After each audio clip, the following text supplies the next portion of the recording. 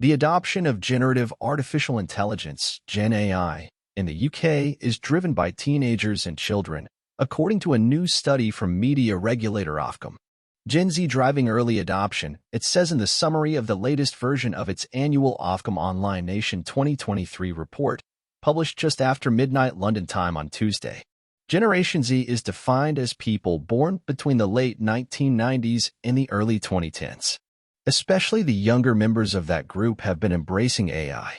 For in 79%, online teenagers aged 13 to 17 now use generative AI tools and services, with a significant minority of younger children aged 7 to 12 also adopting the technology, 40%. According to Ofcom, adult internet users aged 16 and above are, on average, comparatively more reluctant users of generative AI, 31%. Meanwhile, 69% of respondents said they have never used the technology. Of those, 24% have no idea what it is, the survey found. Ofcom defines generative AI broadly as algorithms that can create new content, including text, images, video, and code, in response to a prompt. Services covered by the definition include ChatGPT, Snapchat My AI, Midjourney, or Bing Chat, and Dolly.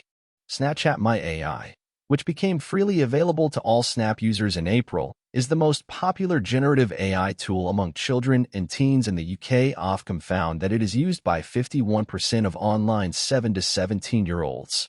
Online teenage girls are its most avid users, 75%, it highlighted. Meanwhile, ChatGPT is the most widely used generative AI service among internet users aged 16 and above, reaching 23% of that group. Among online youngsters aged 7 to 17, boys are keener users of ChatGPT than girls, 34% versus 14%, the Ofcom study found. Internet users aged 16 and older are finding their way around this nascent technology, Ofcom concluded. But how exactly do Brits use it? Most simply use generative AI for fun, 58%, a third use it for work, 33%, while a quarter, 25%, turn to it for help with their studies, the report's summary highlighted. Chatting and exploring the capabilities of generative AI are the most popular activities, 48%, followed by finding information or content, 36%, and seeking advice, 22%.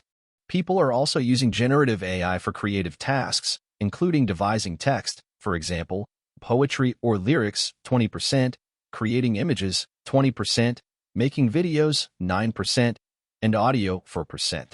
That said, Ofcom also found that many in the UK are conscious of the potential risks of generative AI, with 58% saying they are concerned about its future impact on society. Interestingly, the most prolific users of generative AI among this broader group, the online 16 to 24-year-olds, are also most likely to be worried about its societal implications, 67%, its report highlighted. Getting rapidly up to speed with new technology comes as second nature to Gen Z, and generative AI is no exception. While children and teens are driving its early adoption, we're also seeing older internet users exploring its capabilities, both for work and for leisure, said Yuchung Tae, Ofcom's Group Director, Strategy and Research. We also recognize that some people are concerned about what AI means for the future. As online safety regulator, we're already working to build an in-depth understanding of the opportunities and risks of new and emerging technologies, so that innovation can thrive, while the safety of users is protected, he added. Some tech firms are developing and integrating tools which will fall into scope of the new online safety laws. So we'll be looking at how these companies are proactively assessing the safety risks of their products and implementing effective mitigations to protect users from potential harms. Below is a look at some of the other key findings of the annual Ofcom study. YouTube beats Facebook. YouTube was visited by more UK online adults using smartphones, tablets, or computers than Facebook, changing the usage rankings. 91% of online adults visited YouTube in May 2023, overtaking Facebook, 90.7%, which saw its visitors fall by 1.4 million during the last year, Ofcom said. More than a fifth of children have a false social media age. The study found that 22% of 8 to 17-year-olds with a social media profile on at least one of the platforms assessed for the survey have a false user age of 18 or over, putting them at greater risk of encountering age-inappropriate, harmful content online, according to the Ofcom report. A third of people find harmful material in their feeds. A whole 68% of adults reported that they had seen or experienced one or more potential forms of online harms in the previous 4 weeks. Over a third, 35%, of adults came into contact with their most recent harm when scrolling through their personalized feed.